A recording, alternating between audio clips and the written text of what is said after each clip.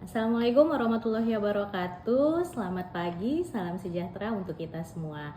Perkenalkan, nama saya Adeline Australiati Saragi SPC MPC. Saya adalah salah seorang dosen dari Fakultas Psikologi Universitas Medan Area. Adapun nomor NIDN saya yaitu 0120098904. Jabatan akademik saya saat ini yaitu lektor. Saya mengajar di Fakultas Psikologi Universitas Medan Area sejak tahun 2019, tepatnya pada semester genap tahun ajaran 2019-2020. Adapun tujuan pada pembuatan video saya kali ini yaitu dimaksudkan sebagai pernyataan diri dosen dalam unjuk kerja Tridharma Perguruan Tinggi atau disingkat PDD UK TPT di bidang pengajaran.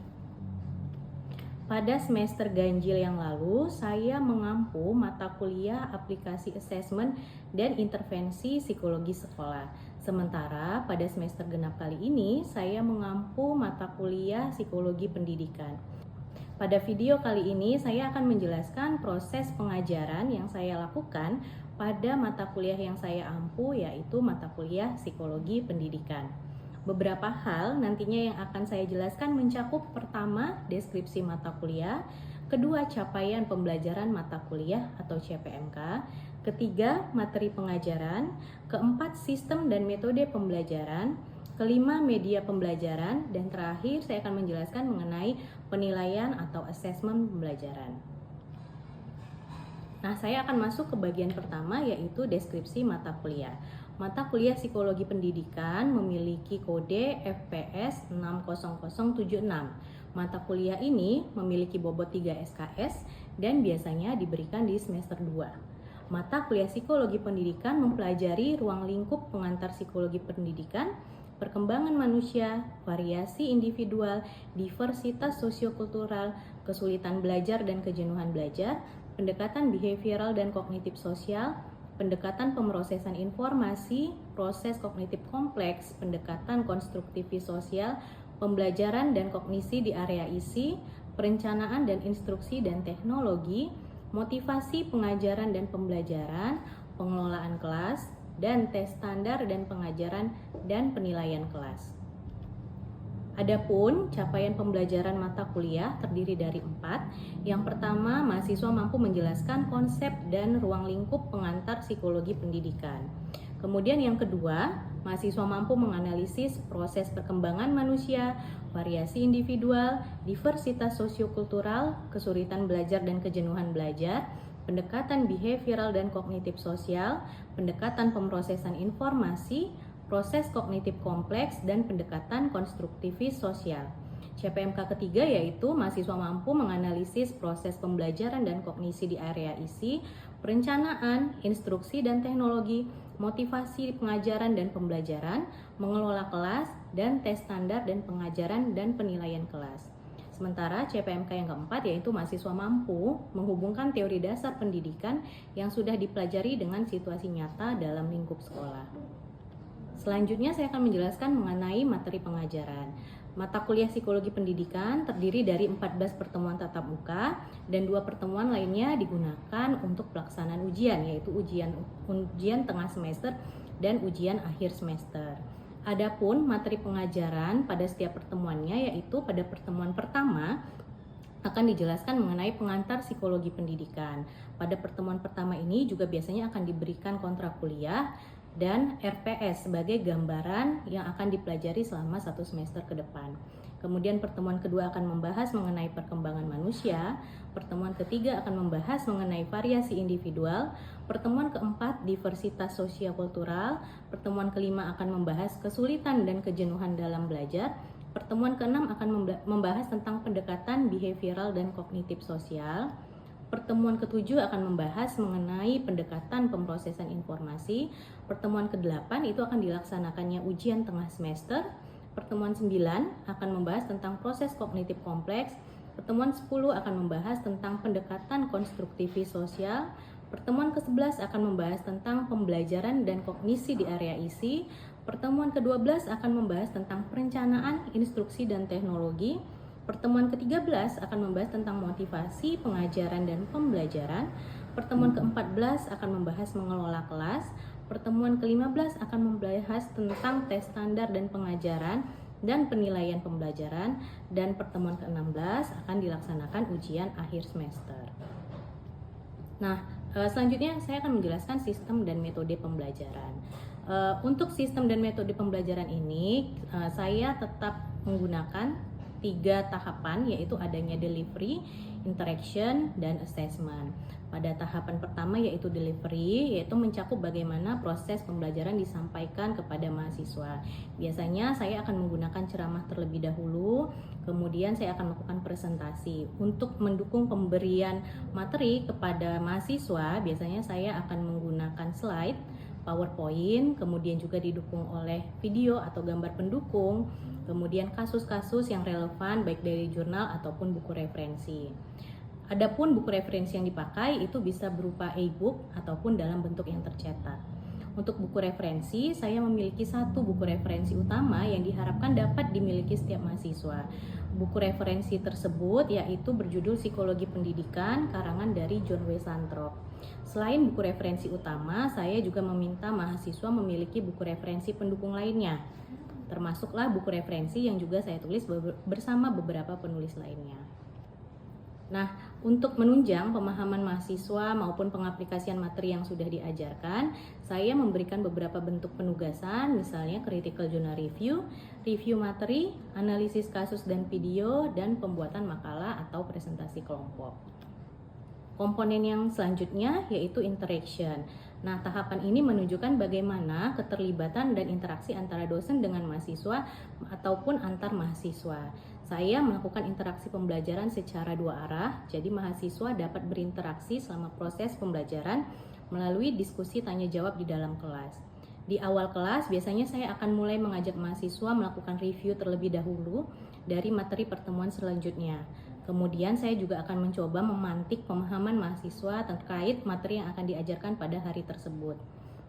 Selama proses pembelajaran, saya juga mengizinkan adanya proses diskusi dan tanya jawab antar mahasiswa, baik setelah melakukan presentasi kelompok ataupun setelah mahasiswa menyelesaikan tugas dalam kelompok.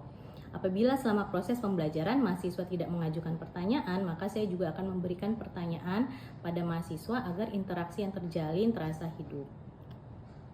Selama proses pembelajaran, saya juga menggunakan student centered learning yang mencakup metode pembelajaran yang berfokus pada mahasiswa, sehingga memungkinkan mahasiswa untuk lebih aktif, mendorong kemandirian, dan meningkatkan kemampuan memecahkan masalah serta berpikir kritis. Adapun beberapa metode student centered learning yang saya gunakan yaitu seperti small group discussion, studi kasus, dan problem based learning. Selain itu, saya juga memberikan kesempatan pada mahasiswa untuk melakukan sesi tanya jawab di luar perkuliahan jika mahasiswa mengalami kesulitan dalam proses pembelajaran. Diskusi tersebut dapat dilakukan secara langsung maupun melalui grup WA di kelas.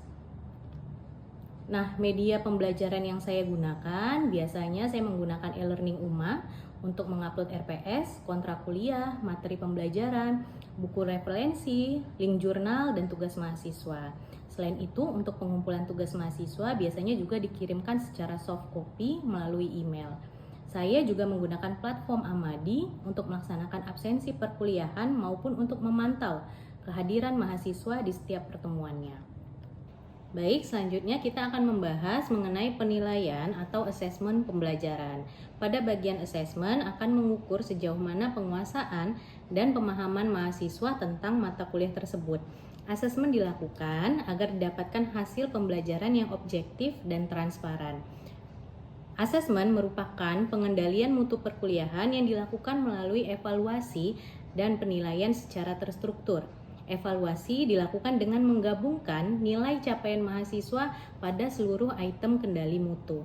Adapun item kendali mutu tersebut didasarkan pada beberapa kriteria penilaian, yaitu yang pertama, berdasarkan partisipasi mahasiswa diberikan bobot senilai 10%, kemudian berdasarkan tugas dan aktivitas di kelas diberikan bobot sebesar 50%, kemudian berdasarkan penilaian ujian tengah semester diberikan bobot 15%, kemudian berdasarkan penilaian ujian akhir semester diberikan bobot 25%. Dengan catatan kehadiran mahasiswa minimal harus 75%. Penilaian terhadap mahasiswa ditentukan oleh hasil belajar mahasiswa itu sendiri dengan menggunakan sistem penilaian acuan norma dengan kisaran rentang nilai A 85 ke atas, B plus 77,5 sampai 84,9, nilai B dengan kisaran 70 sampai 77,9, nilai C plus dengan kisaran 62,5 sampai 69,9, nilai C dengan kisaran 55 sampai 62,9, nilai D dengan kisaran 45 sampai 54,9, dan nilai E di bawah 44,9. Demikianlah penjelasan yang dapat saya sampaikan mengenai salah satu mata kuliah yang saya ampuh, yaitu mata kuliah Psikologi Pendidikan. Selanjutnya saya akan menampilkan video yang menggambarkan proses pengajaran dan pembelajaran mata kuliah Psikologi Pendidikan pada pertemuan ke-13 yang dilakukan secara tatap muka. Selamat menyaksikan, terima kasih. Assalamualaikum warahmatullahi wabarakatuh. Kita mulai ya hari ini. Assalamualaikum warahmatullahi wabarakatuh. Waalaikumsalam warahmatullahi wabarakatuh. Baik, selamat pagi teman-teman semua. Oke, seperti biasa sebelum kita memulai kita awali dulu dengan berdoa. Kemudian kita berdoa dari kepercayaan masing-masing. Silakan doa.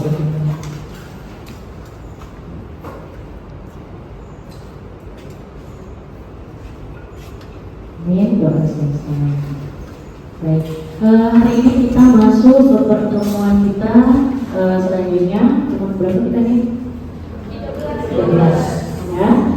Baik, di pertemuan 13 kita akan ngomongin ya, materi kita berkaitan dengan motivasi pengajaran dan pembelajaran. Ya, saya rasa ini kalau ngomongin berkaitan dengan motivasi pengajaran dan pembelajaran ini bukan hal yang sesuatu yang asing gitu ya di pendengaran teman-teman.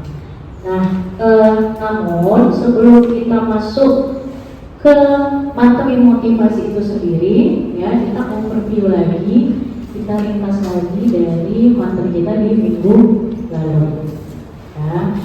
Nah, di minggu lalu itu kita membahas mengenai perencanaan, instruksi, dan teknologi dalam proses pembelajaran. Siapa yang masih ingat beberapa ringkasan ya dari materi kita di minggu lalu tentang pembahasan ini? Siapa? Saya ingat.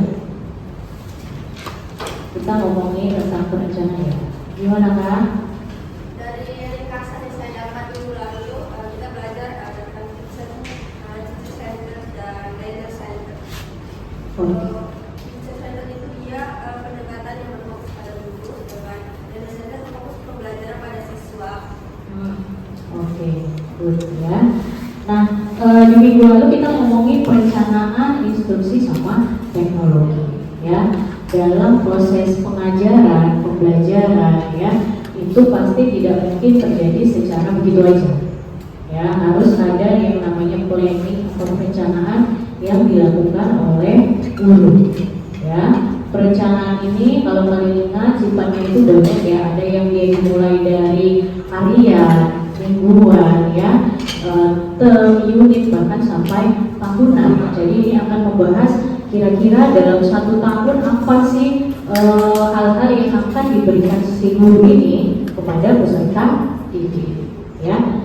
Nah, dalam perencanaan itulah akan ada instruksi pembelajaran ya. Instruksi pembelajarannya ini benar tadi kayak kata temanmu, ada yang fokusnya dia di guru ya. Jadi guru sebagai pemberi materi utama gitu ya, guru yang aktif atau biasa kita sebut sebagai teacher center ya, atau sebaliknya mahasiswa nih ya yang lebih aktif, mahasiswa guru hanya sebagai fasilitator atau kita biasa bilangnya dia ini menggunakan student center ya, fokusnya adalah di mahasiswa. Nah, proses pembelajaran, pengajaran yang dilakukan oleh guru ya, ini akan lebih mudah salah satunya jika juga dikaitkan dengan penggunaan teknologi. Ya, teknologi saat ini semakin berkembang ya. Berkembangnya teknologi ini juga dimanfaatkan di bidang pendidikan, gitu ya. Nah, itu adalah pembahasan kita di minggu lalu. Nah, ini yang akan kita pelajari di hari ini. Motivasi, ya, itu udah gambar motif, in English kita bilangnya motivation. Ya, udah dipelajari tentang motivasi ini apa materi pada hari ini atau sudah dibaca-baca? Sudah. Ya. Apa yang dibaca? Boleh nggak salah satu atau salah dua, salah tiga? Siapa yang berkenan memberikan pendapatnya mengenai apa yang sudah dibaca? Ya, oke. Gimana ada? Motivasi itu yang kita ketahui adalah dorongan yang kemudian diharapkan oleh siswa untuk dimiliki untuk mencapai capaian yang telah diberikan oleh guru. Nah, motivasi itu sendiri kurang lebih terbagi dua. Yang pertama itu adalah motivasi intrinsik dan kemudian ada motivasi ekstrinsik. Motivasi intrinsik itu berarti adalah sesuatu yang muncul dari dalam diri muridnya.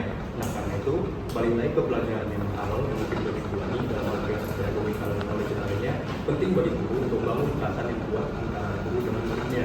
Dalam hal ini kemudian tentunya kita kan memiliki individual yang berbeda-beda dalam visi. Nah, mungkin aja contohnya saya sukanya bidang biopsikologi, ketika nanti sukanya psikologi perkembangan dan yang lainnya. Nah, kemudian guru memahami itu kemudian mencari tahu bagaimana agar bisa mengembangkan atau menguatkan motivasi yang dimiliki oleh murid tersebut. Nah, kemudian ada juga yang kedua yaitu ekstrinsik. Ekstrinsik berarti adalah motivasi yang dimunculkan dari luar diri murid. Nah, mungkin bisa tercipta dari lingkungan murid, baik dari keluarga ataupun lingkungan sosial berupa kelas.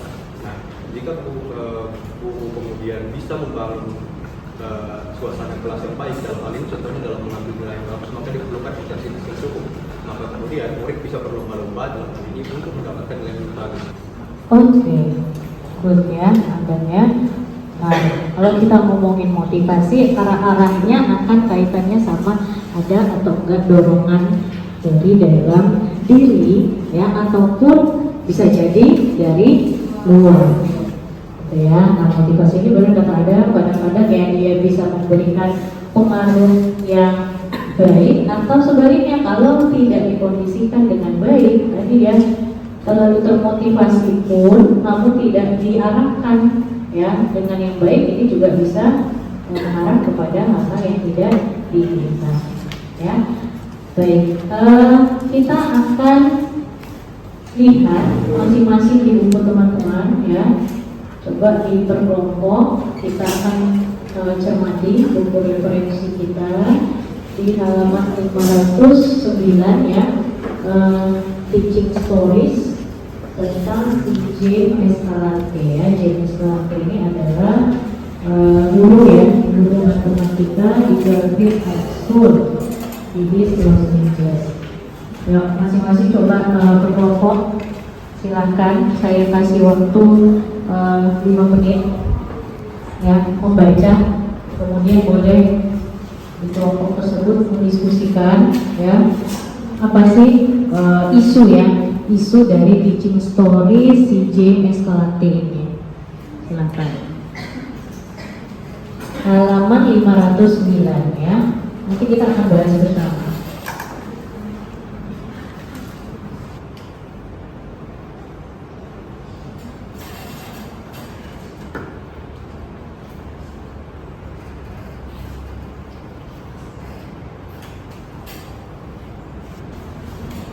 Oke, coba kita dengerin ya pendapat dari kelompok 5 ya, salah satu perwakilan kelompok 5 ya. Silakan, apakah isu yang kamu baca ya dari kelompok tadi sudah diskusikan berkaitan dengan teaching story si James Escalante. Escalante ini guru ya, guru matematika. Jadi Bu, yang saya dapat dari teaching stories ini bahwa si guru ini, si James Escalante ini dia tuh punya motivasi tinggi untuk bikin murid-muridnya itu nilai kalkulusnya itu tinggi. Jadi dia itu terus bikin strategi pengajaran supaya murid-muridnya ini mau, tapi awalnya dia mulai itu dari 14 orang, tapi di 2 minggu kemudian ternyata menyusut, jadi banyak muridnya yang ternyata nggak suka sama caranya dia gitu. Jadi sisa tinggal 5 murid gitu kan Bu. Nah terus dia terus termotivasi untuk bikin cara pengajaran. Nah jadi sampai murid yang ikut kelas dia jadi banyak gitu Bu. Nah terus karena kegigihannya itu, terus nilai-nilai kalkulus dari murid-muridnya ini meningkat. Nah jadi sekolahnya ini jadi salah satu sekolah yang punya nilai kalkulus terbaik murid-muridnya. Yang saya dapat itu sih. Oke. Tadi ya, kalian sudah dapat gambaran salah satu isu yang berkaitan dengan motivasi pengajaran dan pembelajaran. Ya, benar yang kata temanmu dari kelompok 5 dan kelompok berapa tadi? 4. Ya, bahwa di sini awal-awalnya dia juga masih kesini sebenarnya ya, si Escalante ini kan, karena mengajarkan sesuatu yang dari, kalau kalian dengar aja ya, mata pelajaran matematika belum aja kalian pelajari itu udah kebayang. Benar, yang terini kan muatnya ya, susah, kayak mana ngerjainnya apa ya, udah kayak terbebani sendiri. Belum sampai mengajarkan atau kalian mempelajari. Apalagi tuntutannya tadi apa? Kalkulus kan? Ngomongin kalkulus. Bisa jadi ini salah satu materi yang paling ditakuti, paling mengerikan, tapi menyumbang banyak dalam mata pelajaran matematika ya. Dan kita lihat memang motivasi ini memang awalnya harus terbentuk dari pengajar itu sendiri.